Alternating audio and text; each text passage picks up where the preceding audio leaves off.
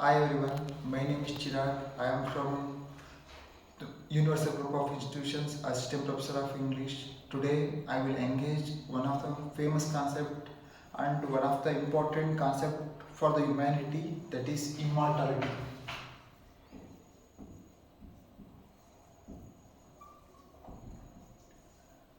Why today we observe so many scientific inventions? Because they want to de-aging and they want to increase their ages. For that sake, human beings try so many things. Now, so many video things are there, YouTube contents are there, Google things are there, and photo memory is there. They captured everything in a true modern gadget. But if you think about 6 centuries ago and 8 centuries ago, what they will do for immortalize their favorite persons or their ideas. So the greatest strength of human beings is language.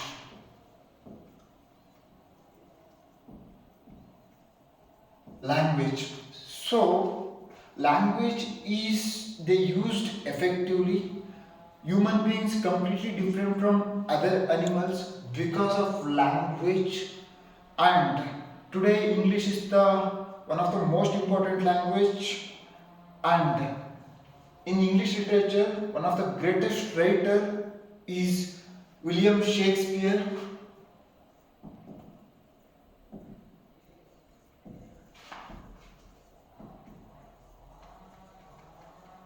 He belongs to the age of Elizabethan period, so that period is known as golden era of English literature, and which revolves the world dynamics, because which is the starting period of colonization and imperialism. Mainly during this genre, drama and poetry takes very much importance. Among that, William Shakespeare simultaneously contributed to poetry and drama. Today I will discuss his poetry things. So mainly I will engage today Sonnet 18.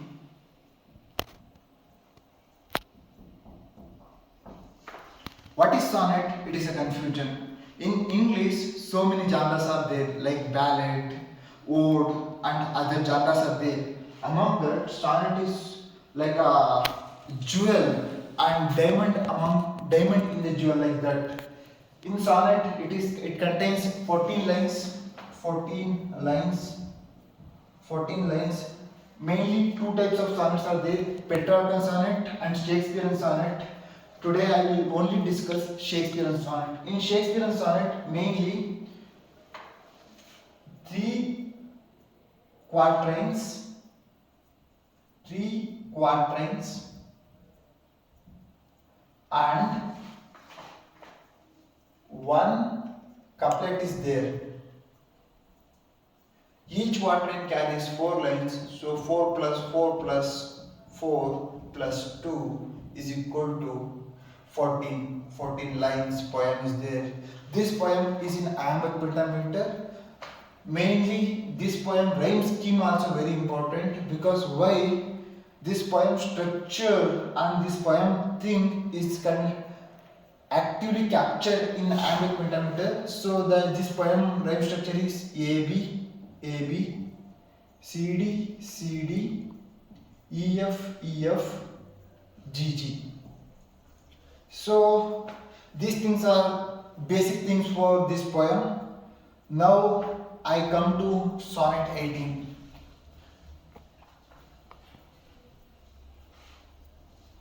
Sonnet 18, the title of the Sonnet 18 is Shall I compare thee to a summer's day? Summer's day. The poet wants to compare his favorite person to a summer's day. Shall I compare thee to a summer's day? This is the confusing thing. Like how in Kannada literature, like old Kannada, medieval Kannada, and modern Kannada is there. Like that, in English literature also, like old English, medieval English, and new English is there. So, this is the medieval language. This refers to you. Shall I compare you to a summer's day? This thing is enough. And among his 156 sonnets, 1 to 126 sonnets belongs to describing fair youth. We unclear about who is that guy, fair youth. So many historians predicted that he is Mr. W.H. And next 127 to 154 sonnets dedicated to Dark Lady, and the last two sonnets 155 to 156, it is regarding Greek goddesses. So the triangular thing is there. One side poet William Shakespeare, another side Mr. W.H. and Dark Light. So this poem simultaneously shifts from W.H. it is like a lesson for him and description about him till 18th century. In the old world, literature and writings completely depend on kingdoms and royal families. Their patronage is very important for them. So William Shakespeare also not expect from these things. He is also patronized by royal families. Now this is the poem, 14 lines poem. I will recite it now. Sonnet 18. Shall I compare thee to a summer's day? Thou art more lovely and more temperate. Rough winds do shake the darling buds of May, and summer's leaves are all too short a date. Sometime too art the eye of ever shines, and often is his gold complexion dimmed, and every fade from fair sometime declines. By chance or nature's decline changing course and trim. But the eternal summer shall not fade, nor lose possession of that fair thou west, nor shall death brand thou wanderest in the shade, when in eternal lines to time thou growest. So long as men can breathe, eyes can see, so long lives this, and this gives life to thee, life to you. Shall I compare thee to a summer's day? Poet wants to compare summer's day. It is a confusion thing. Why poet wants to compare summer's day? In Indian weather condition, summer's day it refers to ugly, very hot. We don't want to go outside during the time of summer. But in Europe, only two seasons are there. One is winter, another one is summer. Summer season it refers to happiest moments in their life because the season they easily go out like that. That's why poet wants to compare his friend to a summer's day. After first line, this poem changes dramatically. Though art more lovely and more temperate, rough winds do shake the darling buds of May, and summer's leaves are too short a date. It refers to, though art more lovely, you are more beautiful than summer's day, but it is more temperate also. It is a main important thing. It shows unpredictability and the problems of summer's day. It is more temperate and rough winds do shake the darling buds of May. It is like a harsh also. Summer's days harsh also. And next thing, and summer's leaves are all too short a date. Summer's time is not permanent. It is also very short and very unpredictable. That is the problem. Unpredictable. Why is summer's day unpredictable? And next, sometimes too hard the eye of heaven shines, and often is his gold complexion dimmed, and every fair from fair sometimes declines by chance or nature's changing course and trimmed. So this line, these four lines are very important. Now, unpredictable nature of the earth and nature, even also in human life also, everything is mortalized, and everything it carries with lifespan. Sometimes to art the eye of heaven shines.